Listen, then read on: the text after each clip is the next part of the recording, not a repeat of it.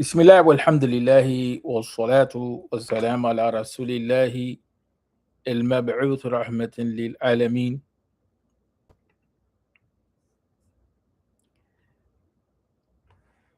Just testing for technical difficulties here.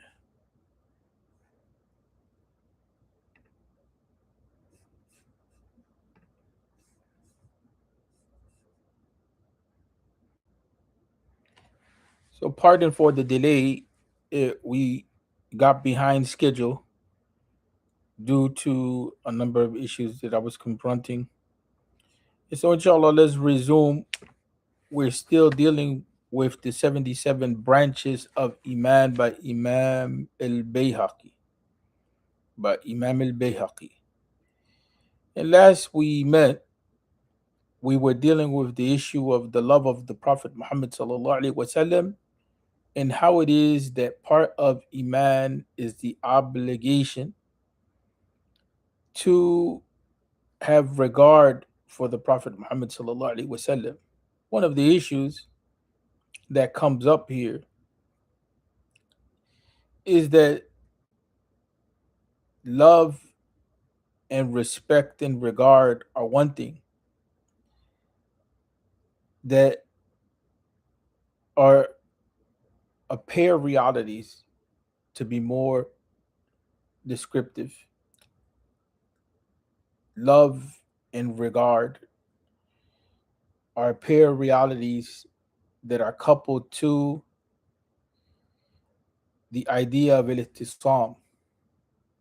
And the idea of al-ittisam is to hold on to the sunnah. Imam ibn Majah, as well as others, but Imam ibn Majah, rahmatullahi alayhi, he devotes a whole section in his sunan collection to this reality. And the early definitions of Iman among the scholars of Hadith and the people of the Sunnah, as opposed to that definition of Iman that we find in the science of Ilm al Kalam. And here is not the issue to oppose the different groups. The focus here is to outline, to clarify a methodological point. And that is that Iman, in the earliest definitions that we find in Sunni thinking, outside of what we find in Kalam and outside of what we find with Abi Hanifa rahmatullahi alayhi, or what is attributed to Imam Abu Hanifa, the definitions of Iman included action. And the reason why we bring that up is because the state of love or the feeling of reverence and regard for the Prophet Muhammad sallallahu alaihi wasallam are not complete without action, and that in itself has a purificatory. It has a value on the spiritual level, right? Because the increase of Iman as a principle comes with deeds, and the decrease of Iman comes with deeds. But Imam Abi Zayd al Qayrawani, rahmatullahi alayhi, one of the things that he noted, which was not uncommon to say in his time period and prior to, is that Iman is the confession with the tongue, the belief in the heart, or the affirmation in the heart, and it is action with intention that is grounded in the Sunnah. And so, when we talk about the issue of taqdir wa hubb al-rasul, taqdir rasul wa hubb al-rasul, taqdir meaning that honoring, that regard, the greatest manifestation of love in this vein, in this point, in this article of belief, is the implementation of the sunnah with that regard in the heart as well. And sometimes what happens is that we have a not necessarily conflict, but a point of emphasis. So you have one group that will focus on the importance of salawat on the Prophet Muhammad sallallahu alaihi wasallam, and Imam Ibn al-Qayyim, he composed a whole book on that reality. And you have another group that will emphasize the idea of practicing the sunnah, but the emotional side is missing. So one side, the knowledge side, is missing, and it's more just the issue of veneration and emotion and so on and so forth. And the other side, the knowledge side is spoken to, but the emotional side is missing. And so there's a balance in this regard, right? So our hearts, like the Quran is translated as saying here, God has said that you might honor and revere him. But the ayah is followed up with those that have Iman, or those that have faith, and honor him and help him, right? And so regard also is brought up in Surah Al-Hujurat, issue of respect. Make not the calling of the messenger among you as you're calling one another of another. Address him as the messenger of God or the prophet of God rather than Muhammad or Abul Qasim. And he has said, talking about the Quran here, be not forward in the presence of God and his messenger, and do not raise your voices above the voice of the prophet. This is a higher degree than that of love, since not everyone who loves reveres. A father loves his child, and a master his slave, but does not revere him, whereas all who revere must love also. Right, but here, the issue of following the sunnah itself, or the guidance of the Prophet Muhammad sallallahu alaihi wasallam, is extremely necessary. The issue of regard and respect and love is one thing, but love is not complete in this point of faith or Iman without the issue of al-ittiba. And that's a good reminder to ourselves. It's a good way for us to see where it is that we stand, right? It's a good way for us to see where it is that we stand in the deed. It's a good way to take out the thermostat and check our temperature, so to speak. Check the temperature of Iman, where it is that we're at with regard to following the Prophet Muhammad sallallahu alaihi wasallam, where it is that we are in our commitment to the Deen. That's a good way to know. It's a good way to know the reality. Right. Let me just check the sound. Okay, so we're operational, inshallah. So we just wanted to deal with those engineer points of making sure that there's sound going through. So let's move into principle 16. Those were the 14th and 15th points. And the 16th point talks about the idea of al-ittisam, or the idea of holding on to the deen, a man's tenacity in his deen or religion.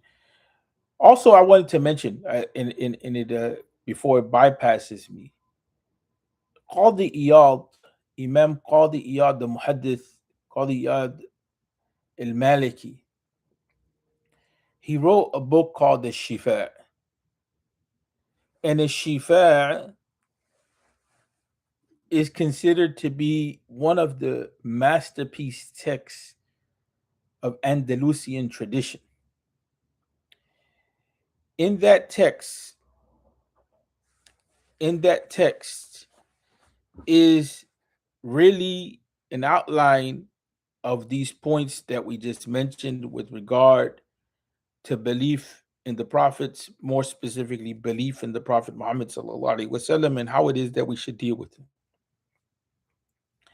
So it's advised that the book of Shifa is a text that you read and study and you build your understanding and practice on with regard to this point. Right? That's it. That's it. It's a very important text in that regard. And there's another one. It's called Bidayat al-Sul fi Tafdil al-Rasul, the beginning of the quest of high esteem of the messenger. It's available online. Is by Imam Izzuddin Abdul Salam. That book is actually a pamphlet. It's not a book. It's very beneficial because of the way that he deals with the whole concept of prophethood and the relation of the believer to the messenger, uh, alayhi salatu wasalam. But the book of Qadi Iyad is foundational people. The book of Qadi Iyad is foundational people. A man's tenacity in his religion, so that he would rather be cast into the fire than leave Islam. This is one of the qualities of the companions. That the companions, meaning the disciples of the Prophet Muhammad sallallahu alaihi wasallam, that early generation, one of the things that they were fearful of was to lose their Islam, the commitment to it. And they would recall their time in Jahiliyyah outside of Islam, right? And take into account what we call the ni'matul Islam, or the grace, the bestowing, the gift, the goodness, the gift of Iman, of Islam, the blessing of it. But here, the idea of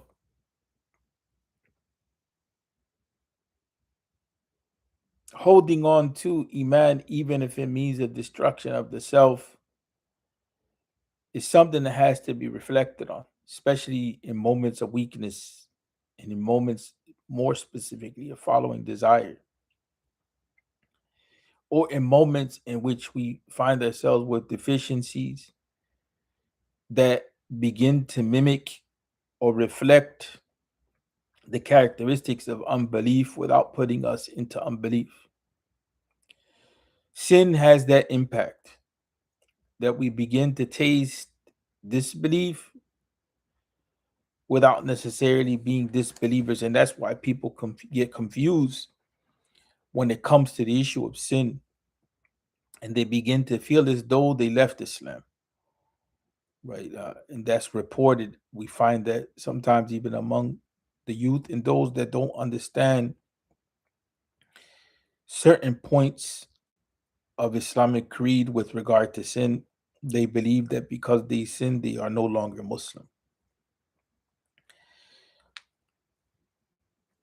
This is shown in the hadith of Anas related by Bukhari, a Muslim. So this is a point that comes up in Bukhari and Muslim. And Bukhari and Muslim, like we said, that when they agree, we call that muttafiqun alayh.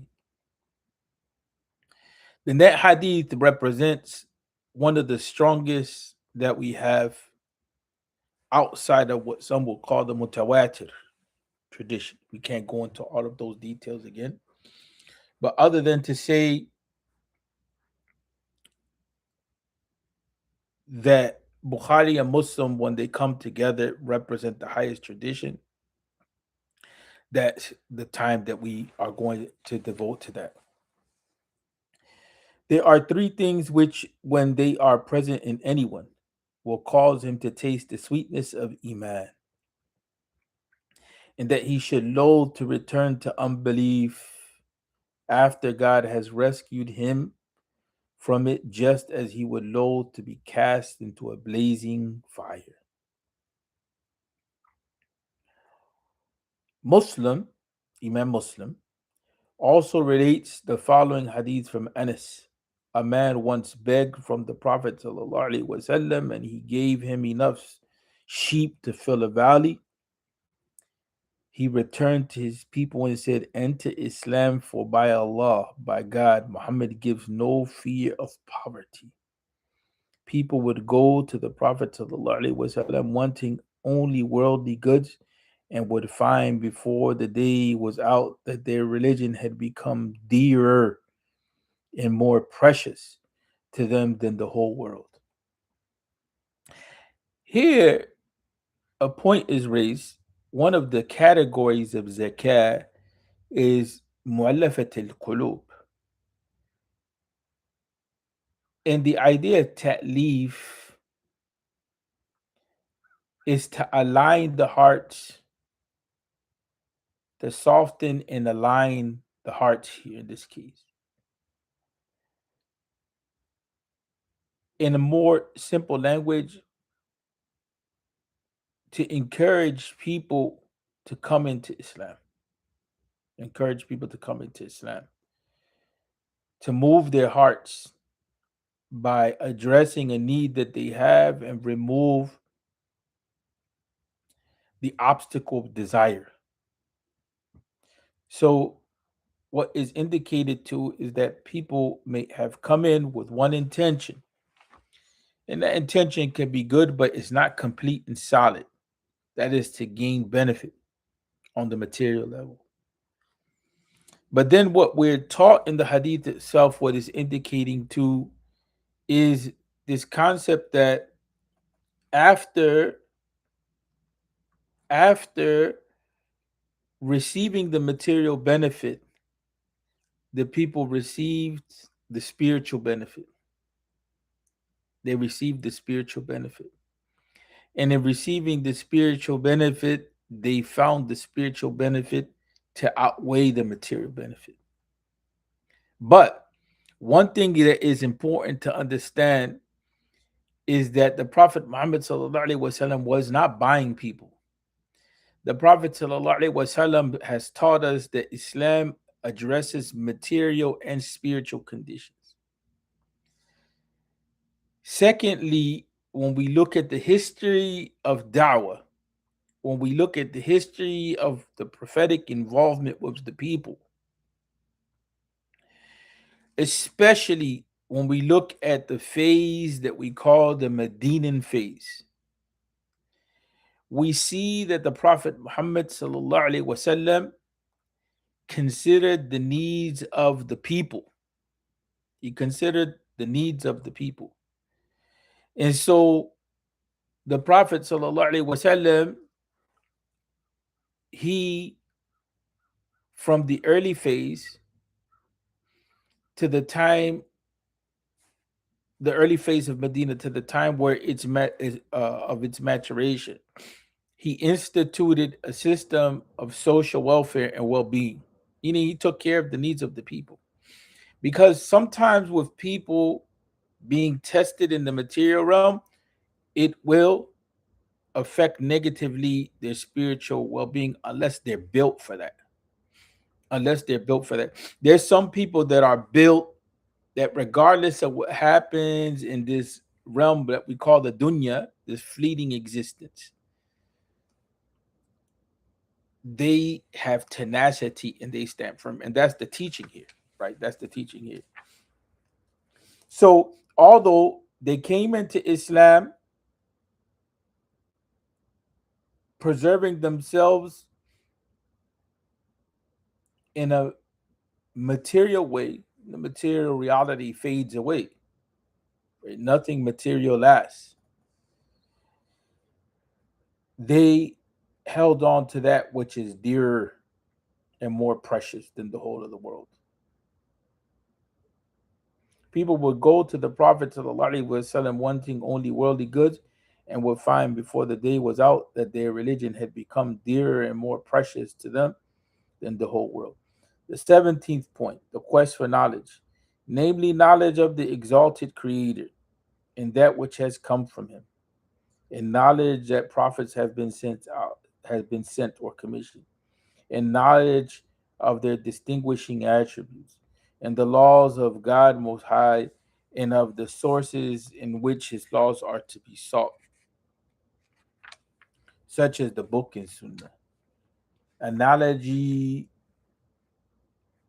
and the conditions for independent judgment or ijtihad. So here he begins with that part of Iman is the seeking out of knowledge. But here the type of knowledge that is being presented people is to have fiqh in the deen, understanding in the deen. Now fiqh as a term has a number of different meanings. Use the usages of the term fiqh vary in the Arabic language itself outside of the technical definition that is given to it. A word can have meanings on three levels, or a term can have, let's put it this way, a word can have three different levels of meaning. How it's used in the Arabic language, how it's used in the Quran and the Sunnah, and then how it's used as a term. That's why I use the word.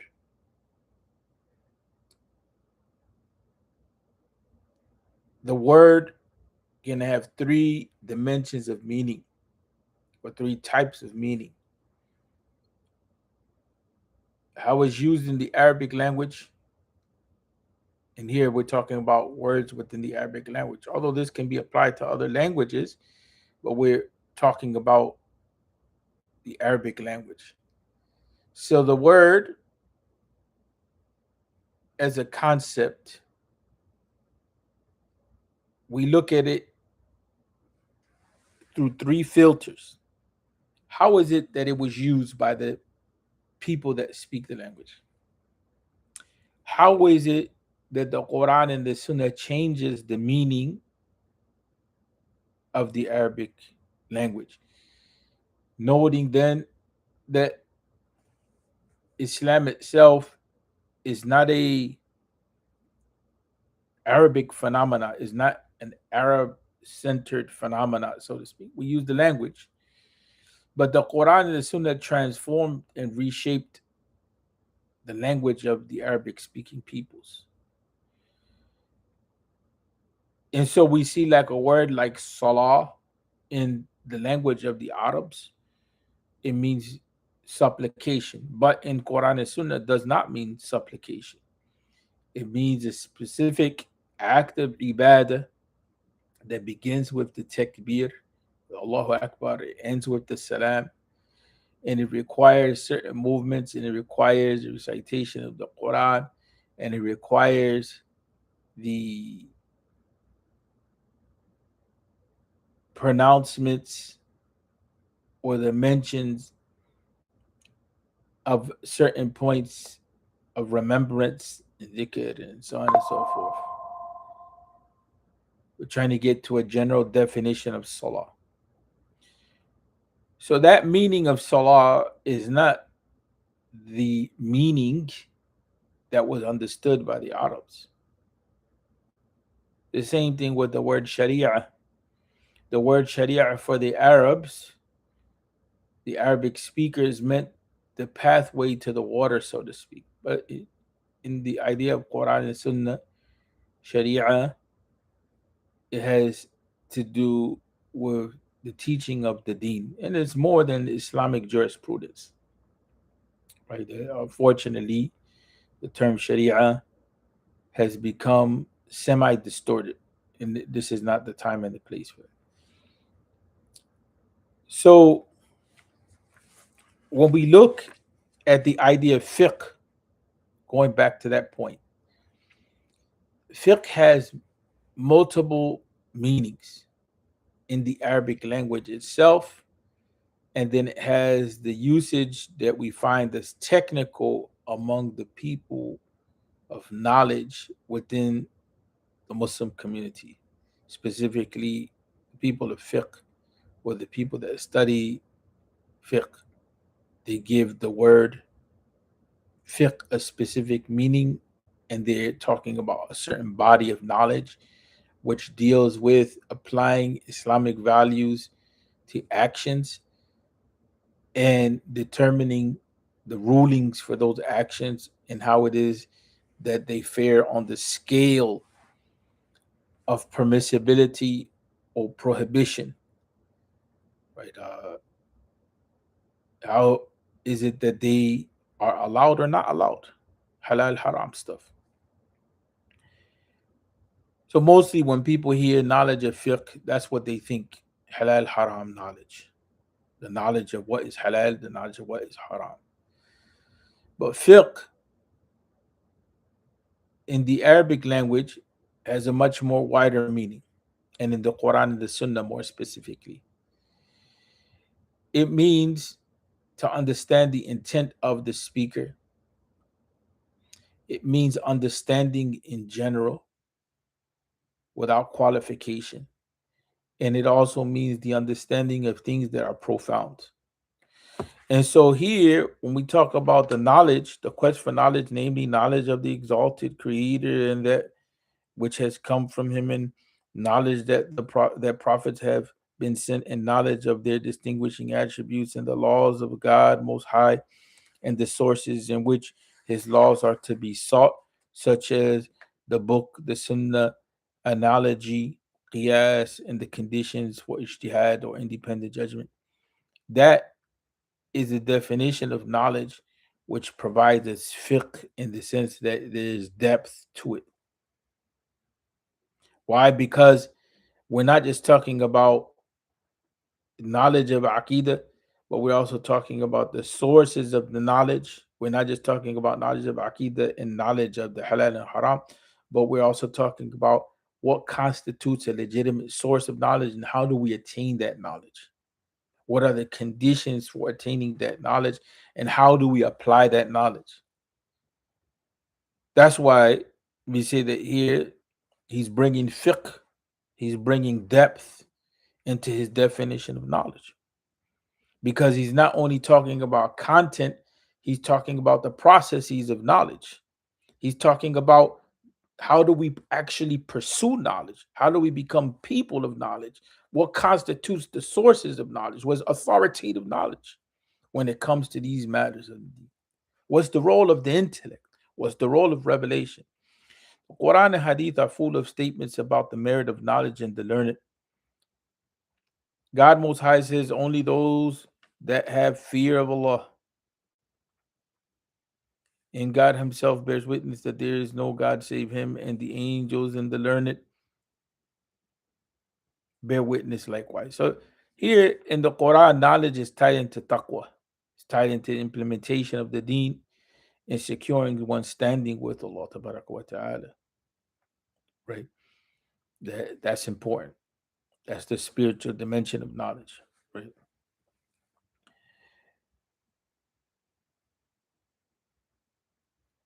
God Himself bears witness that there's no God save Him, and the angels and the learned bear witness likewise. In other words, have submitted to that truth. Right? You know that they're clear on reality, on what is the case, and distinguishing what is the case from what is not the case. So the idea that God does not exist is a statement of falsehood for the people that are learned. That the world is without purpose, a statement of falsehood. That there's no other dimension to life outside of the material, physical, spiritual. It's a statement of falsehood. So the people that are learned, they bear witness to the reality. In other words, the reality of God, right, is something that is testified to, rooted in understanding. It's not just a rote uh, or just like a parroting of belief. There's a firmness in belief that's there, that's rooted in understanding. Maintaining his creation in justice. And he teaches you that which you did not know. The default position of the human being is that we're ignorant, but we have the capacity to learn. We're born into the world pretty much in ignorance. Although the fitra, or the nature of the human being, is inclined to truth, right? But the idea of blank slate is somewhat a reality for us when it comes to certain truths.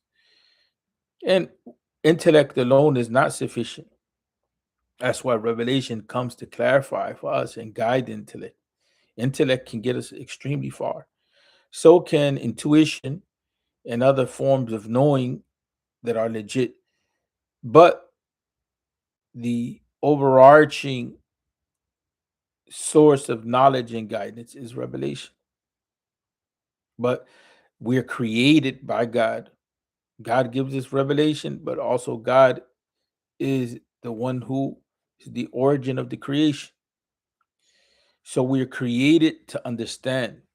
We're created to have insight, right? The human being is very unique on the earth in that regard. So this is a point of debate in Aqidah studies across the different groups. Can the intellect have a sense of right and wrong and truth? With the majority saying yes in the Ashari school, saying no, majority here being the people of Hadith and the Maturidiyah. So even the Mu'tazila in that regard. And so the intellect has the capacity to determine some degree of right and wrong, but without the assistance of revelation, that knowledge will be incomplete, right? That knowledge will be incomplete. If I were to hit someone with a baseball bat in their face, do I need revelation at that point to tell me that that is wrong or that causes harm? Or is it possible to have that understanding by reflection, right? That's where the intellect comes in. Now, the deeper consequences of that revelation come and talk to us about harming others and so on and so forth in regard for life. But at some level, the intellect can detect what's right and wrong with limitation. And so we're born in a state of ignorance. He teaches you what you did not know, and God's favor upon you has ever been mighty. God will exalt those who believe among you and those who have knowledge to high ranks. True knowledge takes us to higher level morally and so on and so forth. That's why in the scientific age, some say that this in part is the age of ignorance because with regard to the knowledge that uplifts the human being, not just the material conditions of the human being, but the human being as a whole. We see advancement in technology, we see advancement in science, but we see a retrogression and a decline in human relations and even in the human being's relation with himself or herself. If you look at a place like Philadelphia and Kensington, is an open air market for self-destruction, right? Although they're cleaning it up right now by way of gentrification. But you find the West, and this has been observed even by people of other religions, other faiths, that there's a crisis of meaning in the West. So you look at the suicide rates, you look at the self medication, you look at mental health issues, and so on and so forth. There's an actual breakdown, right? There's an actual breakdown of the human being in relation with the self.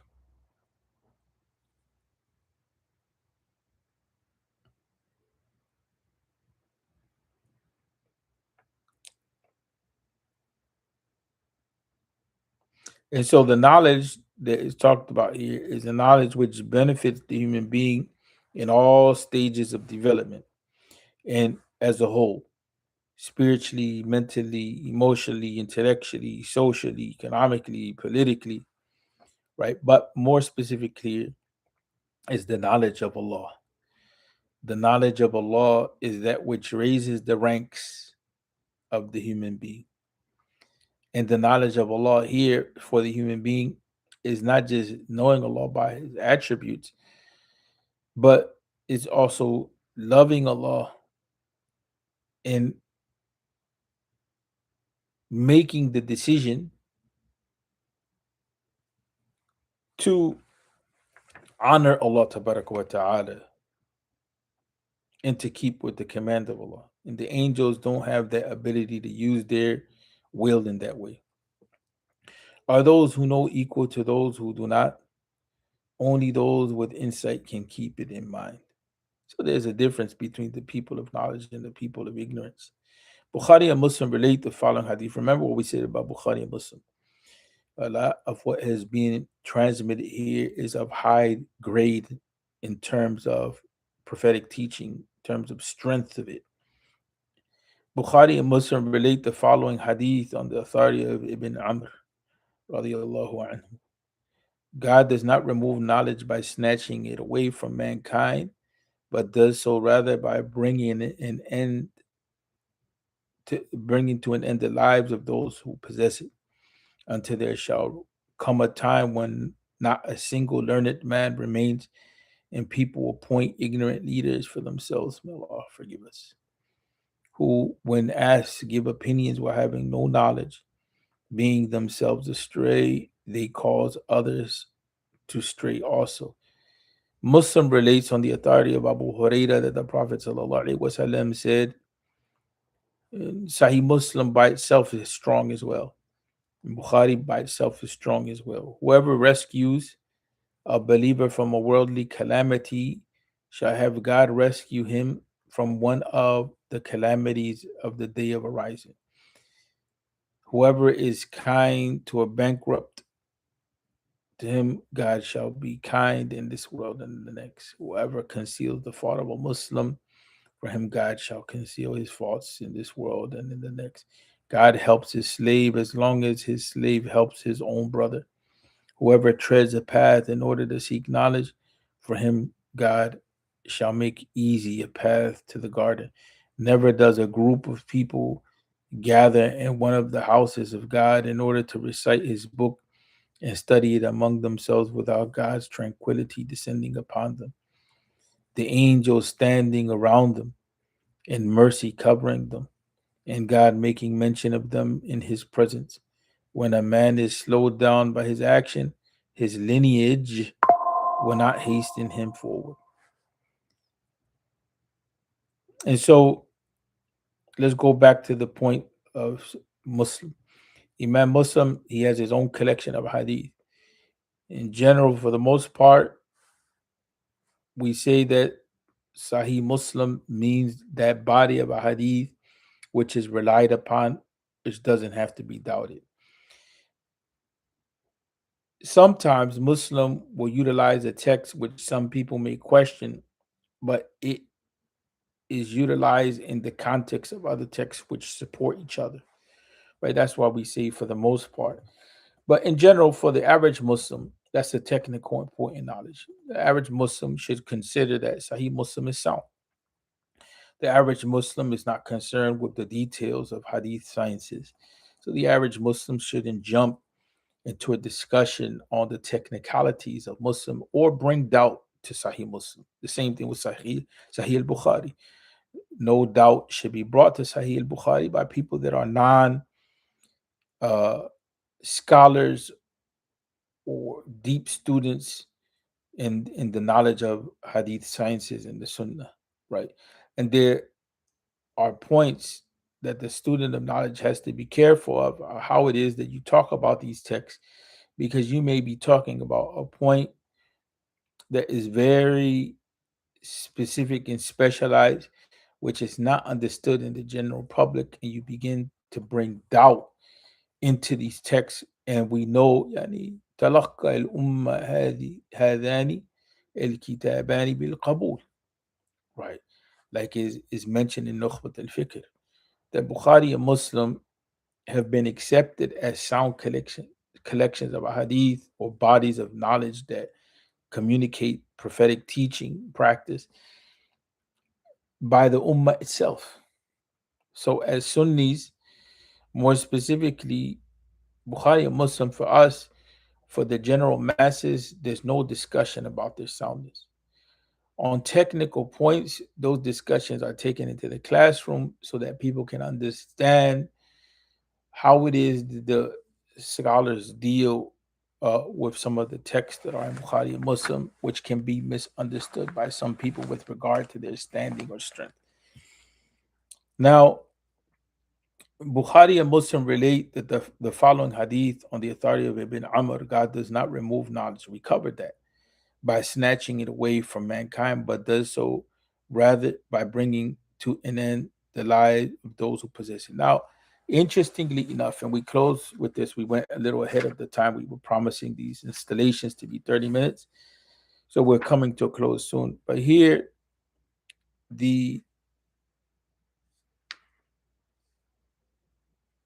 mention was made with regard to the default position, of knowledge, to the default position of knowledge, right? How it is that Allah Tabaraka wa Ta'ala has taught us, right? How it is that Allah Tabaraka wa Ta'ala has taught us.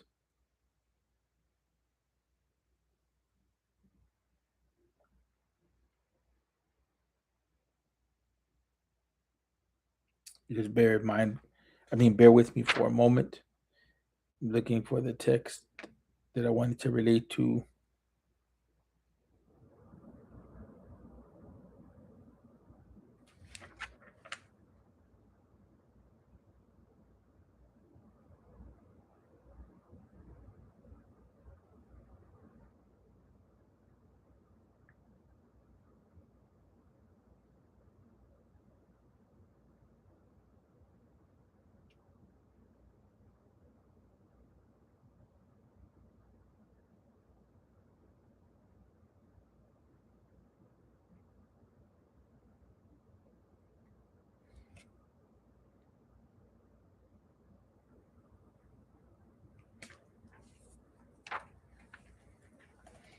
Here, the idea, as we mentioned, that the foundation of the human being is ignorance, and that Allah Tabaraka wa Ta'ala has taught us, right?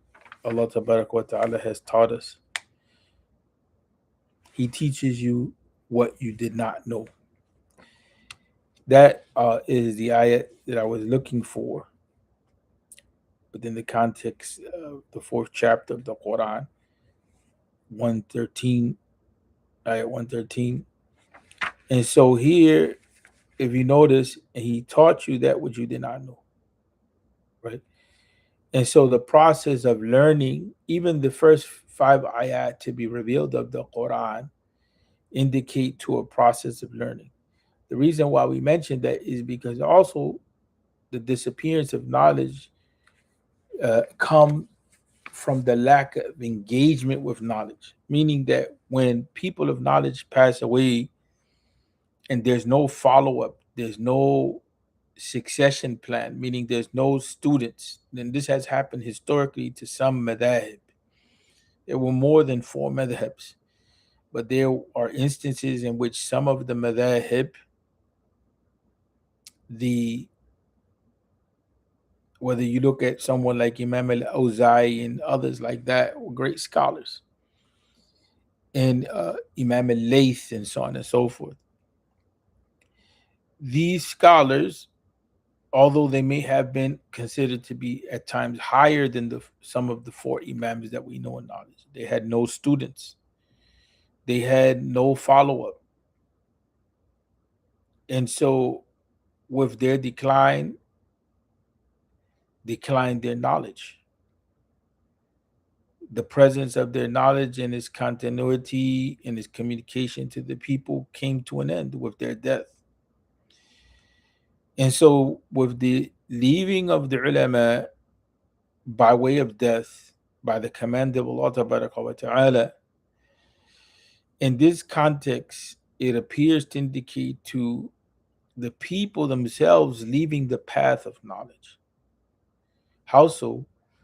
That the people of knowledge die and they pass away, and there's no seekers of knowledge that have taken from them and continue the process.